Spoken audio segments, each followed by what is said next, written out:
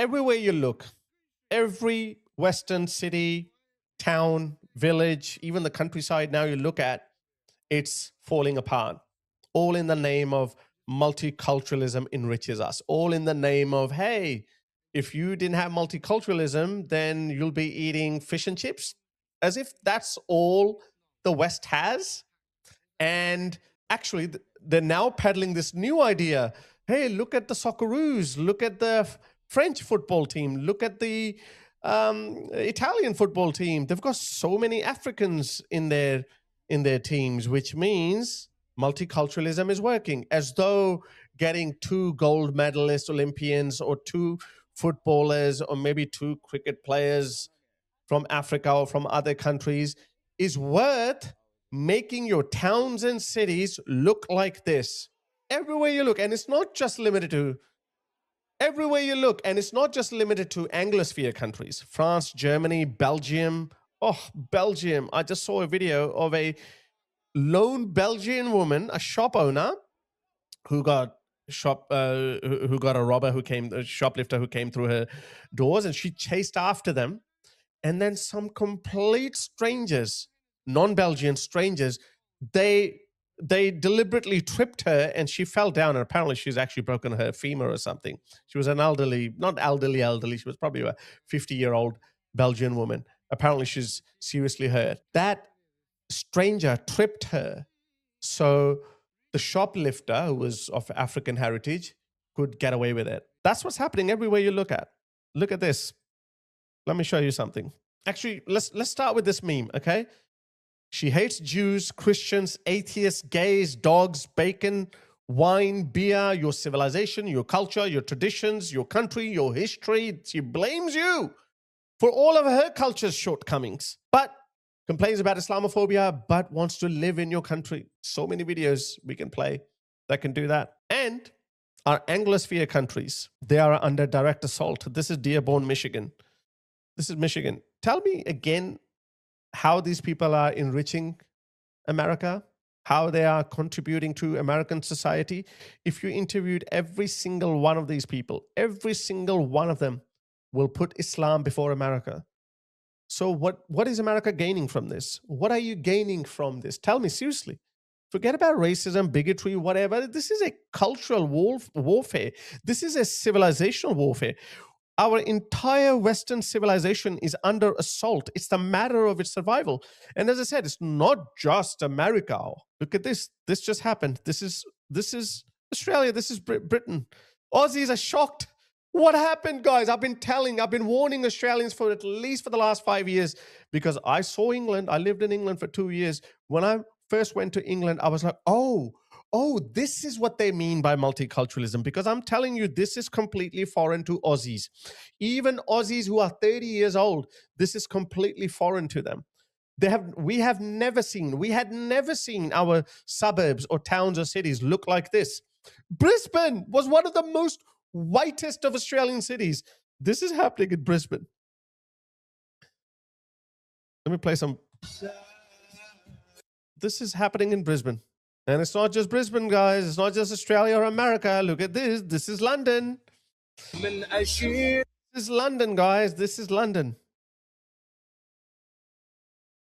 And as I said, it's not just limited to Anglosphere countries. Obviously, we report and we talk more about Anglosphere countries, predominantly the UK, because it has a very special place in our hearts, because the UK being our cultural ancestor. We care about it. If England falls, not that America and Canada and Britain and New Zealand will not notice that fall, but it also spiritually, civilizationally, it also hurts us when we see the decline of the UK. But as I said, it's not just limited to Anglosphere countries. This is Germany. On one of the hottest days on record, they were doing this. They were subjugating their women and children through this. Again, we don't care what relevance it has in your religion. Look at this. Look at the photo. This is the new supreme leader, Ayatollah of Iran. He's their hero. Why do we have them? Whether you agree with the Iran war or whether you agree with Trump's decision to go to war with Iran, or how disastrously it turned out to be because our allies didn't stand by Trump, sure, you can blame Trump for not bringing you in confidence either before deciding to go to Iran, whatever. But we cannot disagree on the fact that Trump or the United States is the foot soldier of Western civilization. We cannot afford to have Iran nuclear weapons. But these people are completely antithetical to Western civilization, to Western values. As I said, whether you hate Trump or not, doesn't matter. We have to stick together. Look at this. Is this worth getting kebabs for? This is what they tell us. The sales pitch is, look, kebabs, shawarmas, look, football players. But this is what you actually get. The sales pitch, for the sake of 5, 6 different good things, we have to get this.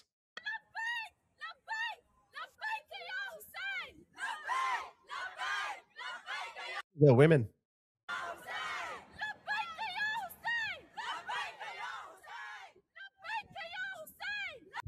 Deport these people immediately to the Middle East. We don't want that. We don't want that. You know, when I was a kid, I used to wonder, because I grew up in Pakistan, and I used to wonder, why can't Pakistan be like the West, where whether you're from Alabama or you're from New York, yeah, you might have left and right political differences, but you're not going to have centuries long differences where you just can never be, where you can never coalesce into one civilization. You know why that was? I realized because an Anglo-American in Alabama, an Anglo-American in New York State, more or less they originated from the same civilization, and they have more or less similar ideas. You know, one might be a bit more libertarian, the one might be a bit more liberal, the one might have a few more socialist values, the one might have a few more capitalist values, but more or less, but they're all Christians, maybe different denominations, but more or less they belong to the same civilization. But let me tell you, even in Pakistan, a country which is ethnically very diverse, a Punjabi and a Balochi, these are two provinces of Pakistan. Punjab is the most dominant province in Pakistan, and a Balochi, they will never agree on anything. That's why ever since Pakistan's creation, the Balochs have been fighting a war of independence with mainstream Pakistani society, or with the Federation of Pakistan. They are ethnically different. They are culturally very different. Yes, they are Muslims, but even Islam cannot unite them. Those are the people that these woke lefty lunatic idiots, they're bringing into Western countries. And that's why when you see this, what hope in hell do you have that these people are going to think like Americans? What hope in hell do you have that these people are going to be loyal to America? Or these people are going to be loyal to the UK? Zero, next to zero. And I'm not exaggerating it, next to zero, which is why. And look at this, and look who is pushing this agenda forward. Look at this. Wow, you guys have been infiltrated. Sunnis and Shias have been murdering each other for the last 1400 years. And Sunni versus Shia politics is being played out in the streets of New York. Look at this. Look at this beautiful segregation. He's the darling of the left now. Where are the women? Where is the left where they talk about female empowerment? Believe every woman. That's what they told us when they launched the Me Too movement. Now, I don't know, 50, 60,000 British girls have been over the last 30, 40 years, 30 years. Complete silence in the UK, sorry. Complete silence. Complete silence. From saying that believe every woman. Remember the peak of the Me Too movement during the 2010s? If a woman would get up and said, oh, I had an awkward date with this guy is a creep, his career would end. Gone, finished. I'm not defending any creep. I'm not defending any creeps. If you're a creep, you're a creep. But I just cannot wrap my head around this hypocrisy of these lunatics. The same lunatics, in order to show solidarity, put hijabs and burqa, even burqas on, to show solidarity with their Muslim community. Let me show you. These are the women I'm talking about. Look at this. What kind of a mindset is this? This woman says, my bloodline ends with me. She's saying my lineage ends with me. She's saying white women should not make babies anymore. So to create more space for non-white people to populate Europe. What kind of a cuck, what kind of a loser, self-loathing mindset is this? I can't wrap. So this has become a complete lunacy. This lefty mindset has become complete lunacy. And I'm sorry to say, I was a fan of Bill Clinton when I was growing up in the 90s. Bill Clinton, whether you agree with his lefty politics or not, or you can blame him for the world that we have inherited now, you could blame him and Obama, but those guys loved America in their own vision, okay? Bill Clinton left America with a surplus, with a budget surplus, okay? Yeah, he was a bit of a creep too, Monica Lewinsky and all that. I get that. But those are typical flaws of Western society, okay? Western society is not perfect. But yeah, Western men would have girlfriends or whatnot. They would cheat on their wives and whatnot. These are Western problems, okay? But he was not worshipping a 7th century warlord who was legitimizing Muhammad's marriage to a 9-year-old girl in the name of multiculturalism enriches us. Okay, so that was the different Democrats. The modern Democrats, or the Democratic Party, has been hijacked by these people. This is the face of the new Democratic Party, powered by Bernie Sanders and AOC and this guy. And guess who else is powering those people? This guy, Mahdi Hassan. By the way, I think his time is coming to an end. Every second tweet of his that you look at, it's got 2 words: racist, Islamophobe. And guess what? None of that actually works. It worked 10 years ago because you'd be like, ooh, white people will suddenly shut down. They'll be like, ooh, I don't want to be called a racist. Oh, I don't want to be called an Islamophobe. Actually, let me show you this. Let me show you this cringeworthy interview where Mehdi Hassan is interviewing this German right-wing AfD politician, which I have no idea why these people are so sheepish. I don't like the phrase that we put all the Muslims in one basket. Do you think there are too many Muslims in Germany? You know what I would say? Watch this cringe response by this AfD politician. I would say, yeah, way too many. Next. He would say, oh, are you an Islamophobe? Yeah, okay, fine. I don't see it like that, but sure. Call me whatever you want. I don't care. Yes, I don't want Islam. I don't want too many Muslims in Europe. I just don't want them.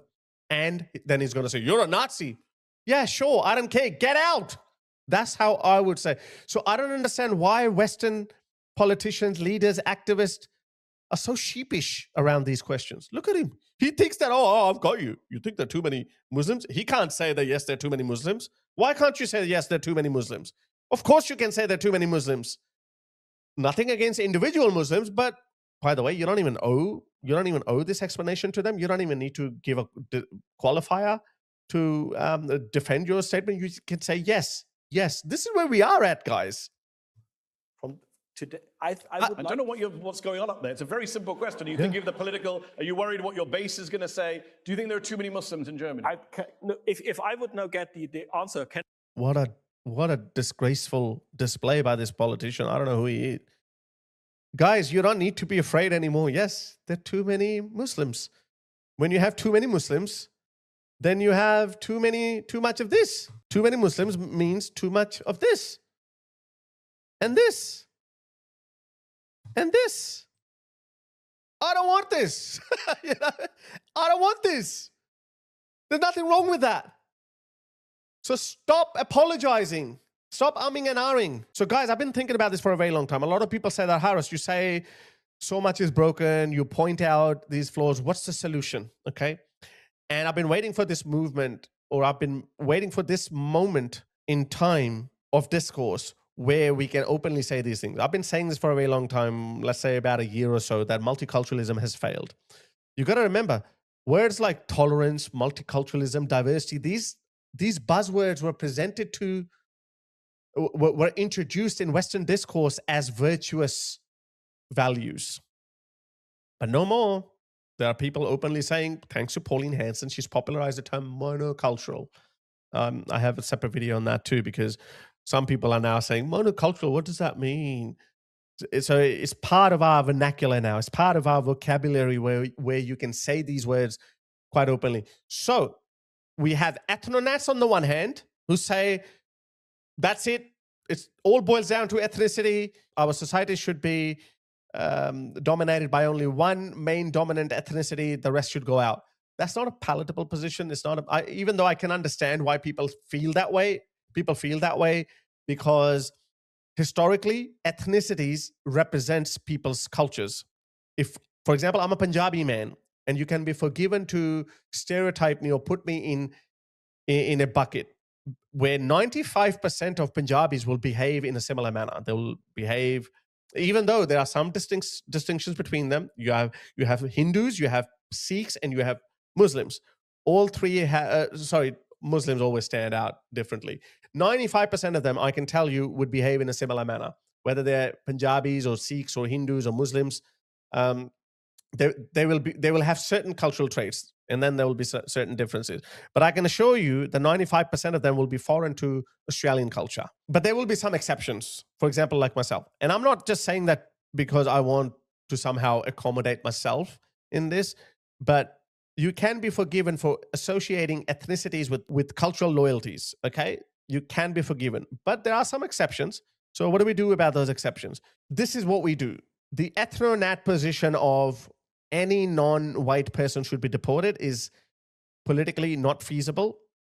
It is obviously unfair because there will be some exceptions as well. What are you going to do?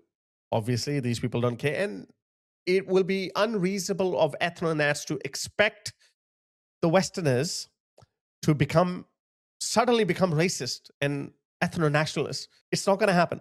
So what's the solution, Harris? How do we safeguard our Western civilization? Here are 6 steps. So here are 6 introductory steps that I propose. Okay, we got to start somewhere that is very radical to today's position, but it is not unfair. Okay, this is not Nazi-esque what I'm proposing. Number 1, mercilessly deport every single illegal migrant, including those who have overstayed their visas by a single day. For example, in Australia, we don't have a lot of illegal migrants coming here by boat, but we have something like 70,000 people whose visas have expired and they haven't gone back. So they either apply for asylum, they hope for bridging visas, or they hope that something will change politically that will ensure them to stay in Australia permanently. So this is first step. And I think Pauline Hanson should start with this. Okay, this is not ethno-nationalism. This is not racist. This is not Nazi-esque. I am not proposing concentration camps or gulags. I am not proposing cattle cars wherever you pick people up and just look at them. If they look different, then you deport them. I'm not proposing any of that. This might seem radical in today's world, but it's actually not that radical. Let me tell you, 20 years ago, this was the norm. This was the norm 20 years ago when I came to Australia. The West, or the Australia that I knew, was this. So mercilessly deport every single illegal migrant, including overstayers. Number 2, change the culture. Now, that might be slightly different from 20 years ago, but we are not going back 20 years ago because we know what happened 20 years ago. The values or the principles that we adopted 20 years ago created the world that we're living in today, which is a total mess, okay? Change the culture. Go from welcoming other cultures to being highly suspicious of them. What are we bringing in? What kind of people are we bringing in? Are we bringing in these people who are not loyal? Are these the people we're bringing in where they bring in their cultural values, their norms, which are perfectly defendable in their eyes, but this is how our towns and cities look like. This is London, by the way, guys.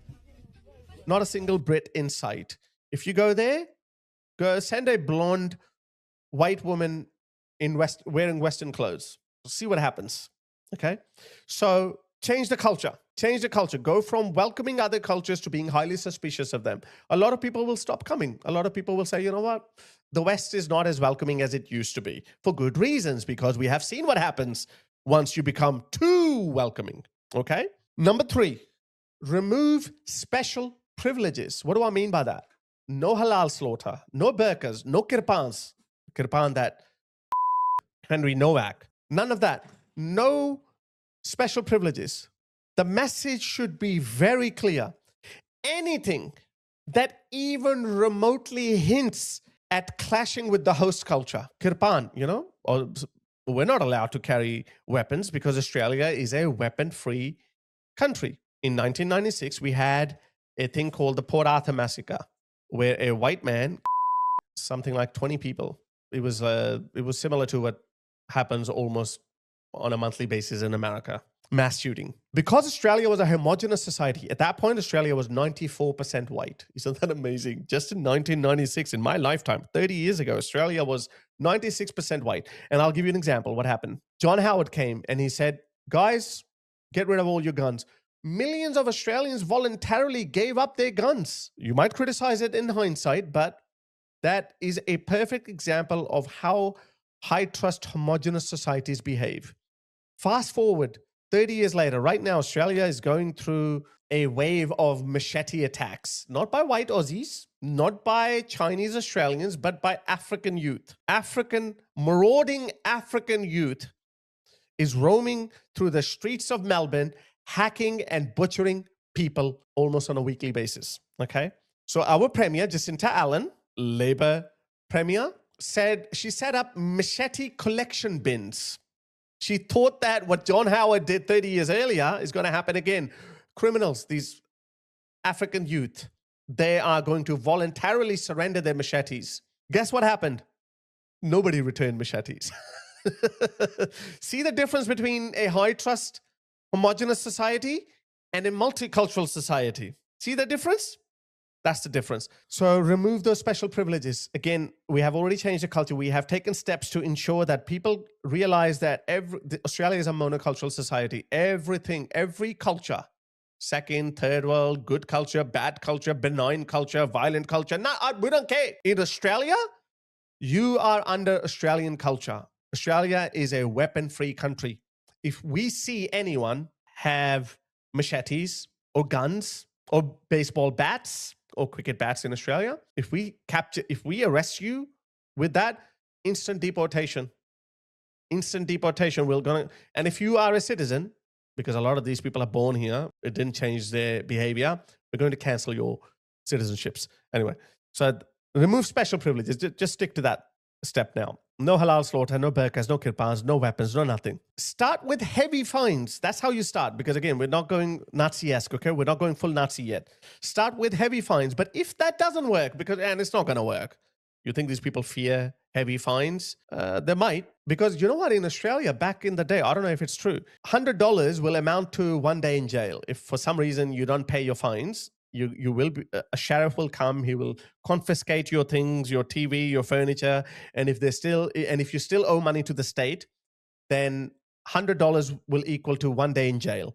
So start with heavy fines, $5,000 fine if you're found with a machete. Start with heavy fines, but if that doesn't work, deport non-citizens. So by the way, a lot of these pro-Pali people, they're not citizens. They have been going from one Western country to another, chanting these pro-Hamas, pro-Hezbollah slogans. They are on visas, so instant deportation. Nope, I don't care. I don't care. F off. Instant deportations. And impose heavy prison sentences on citizens. But if you're a citizen, impose heavy sentences. Number 4, brutally cut welfare. Britain's welfare bill now exceeds its income tax revenue, which means more bludgers, dole bludgers, more people are surviving on dole than workers paying income tax. Math ain't mathing. It is an unsustainable formula and it's going to keep increasing because for every one nurse that we import from Bangladesh, she brings in 5 dependents who go on universal credit. It's happening here in Australia as well with Centrelink. That's what Labour government keeps telling us. Oh, look at the people. Go to the hospitals, go to nanny cares, go to aged care facilities. They're all foreigners. Yeah, they are foreigners, but they also bring in because they have a right to family. I don't know when that happened. And these are the people we're bringing in. These are the people we're bringing in. These are the nurses we're bringing in. The social cost that we are paying is unsustainable. So brutally cut their welfare. Cut welfare payments to foreign-born residents and even citizens. Even citizens, sorry, you can't afford it. If you haven't contributed, you don't get support.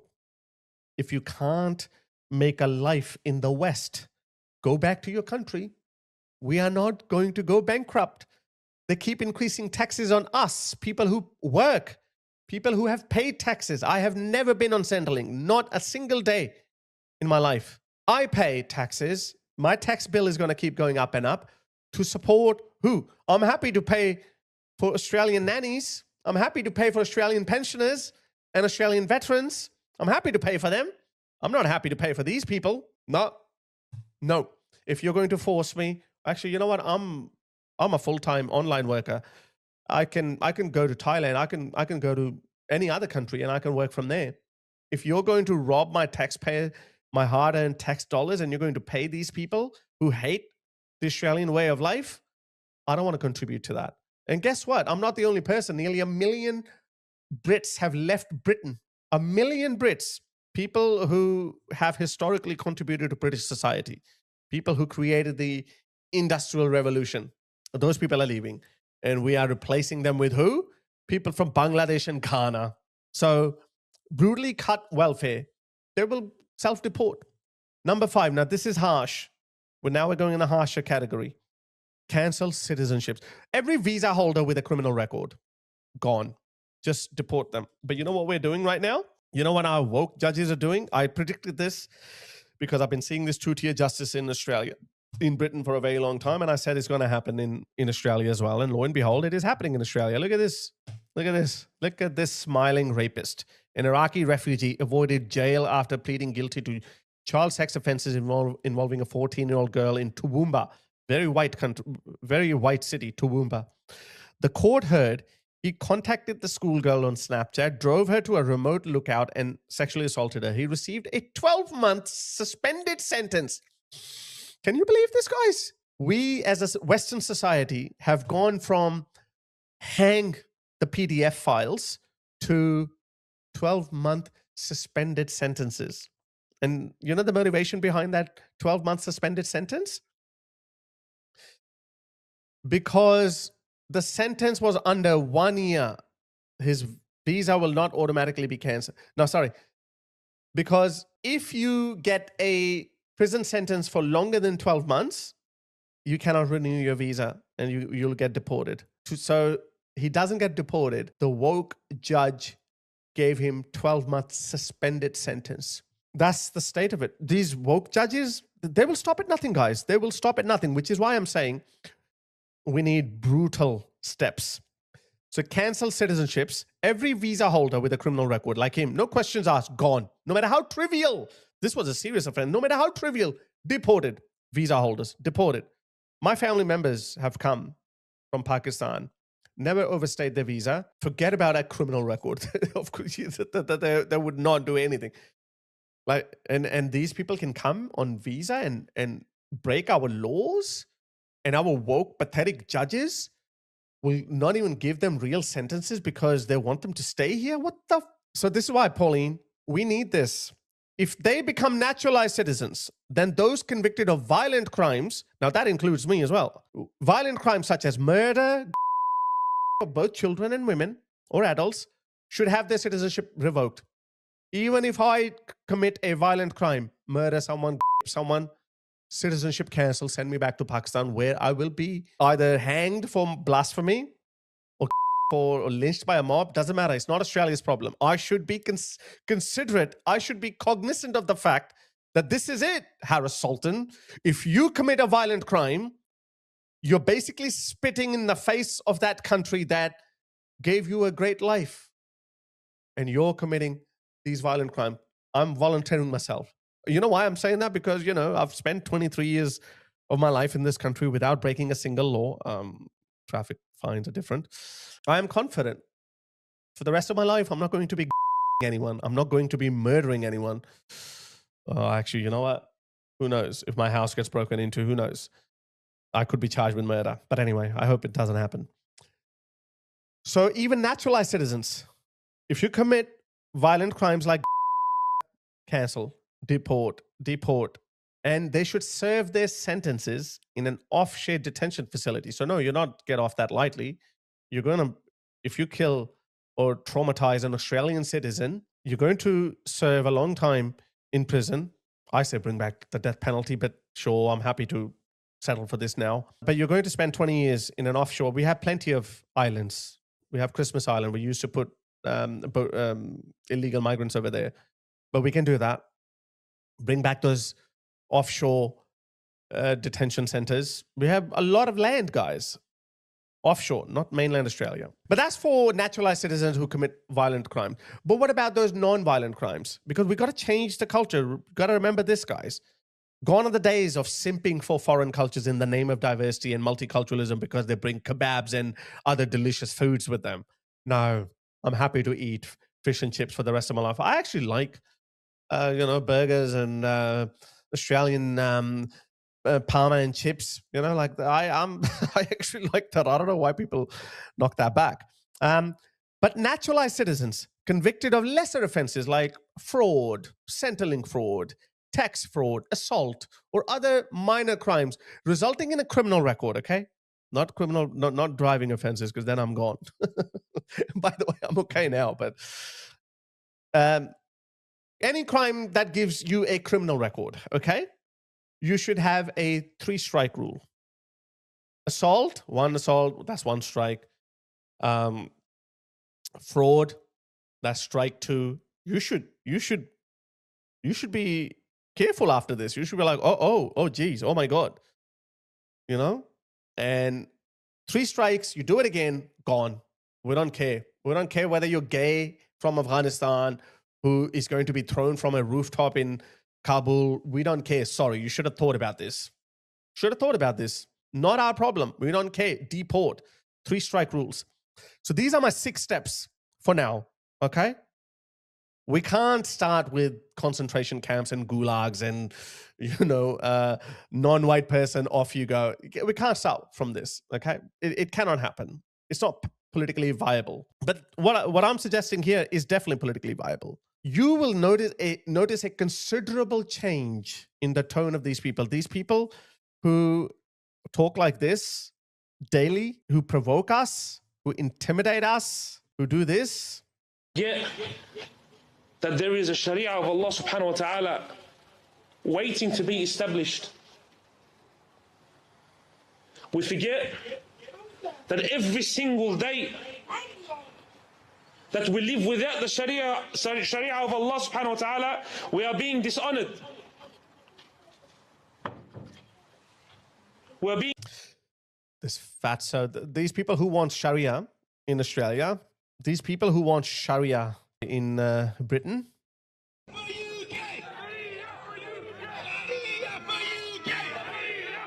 all of these mongrels, all of these, all of them, and these simps, you will notice a considerable change in their tone. Let me play you this video very quickly. Listen to this guy in America. You will notice a change in their tone. As a Muslim, my response to all of this is do your worst. I am not afraid.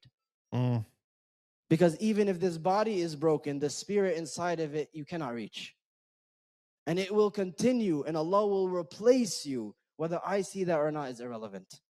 But I'm not afraid. I'm not afraid of the US government. I am not afraid of the United States Army. I am not afraid of ICE. I'm not afraid of whatever they control. Yeah, make them afraid. Adopt these policies. We will have to adopt these policies. I guarantee you, he might not be afraid because he'll be deported. He can do whatever he wants in Syria or wherever he's culturally from. But the rest who are there, the rest who live amongst us, they will change. They will fear. They have to fear. Rome, they give us examples of the ancient Roman Empire, how it was a multicultural, diverse society.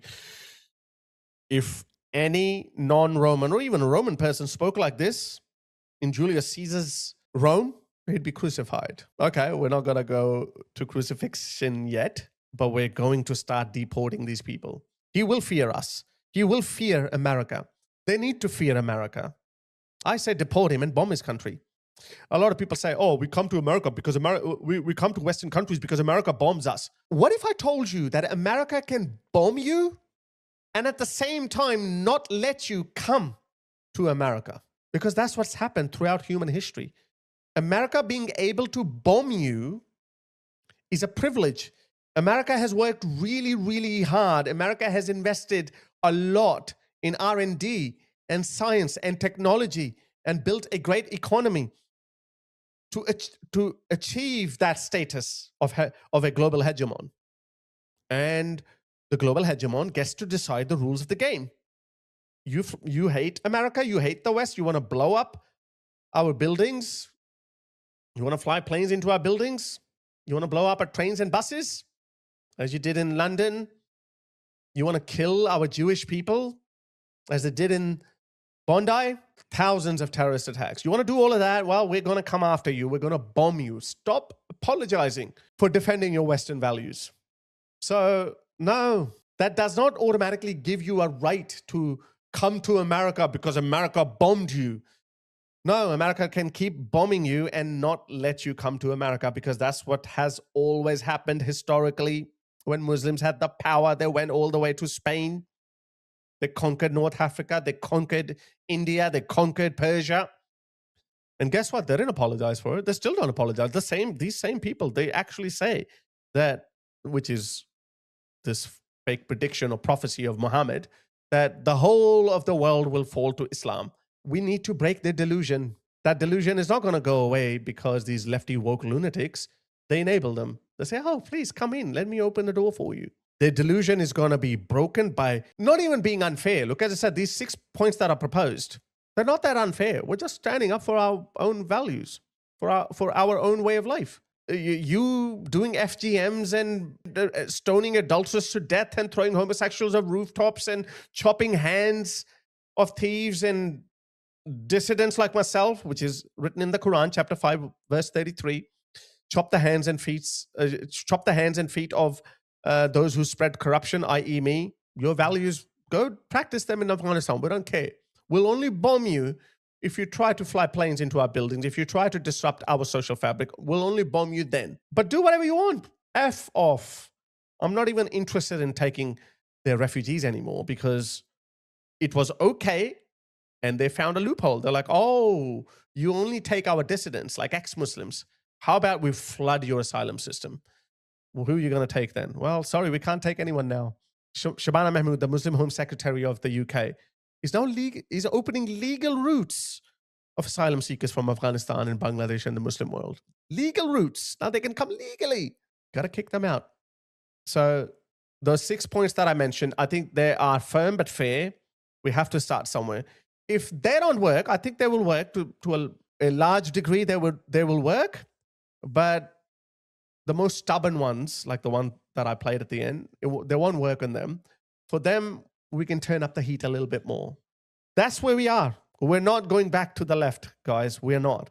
The age of tolerance is over.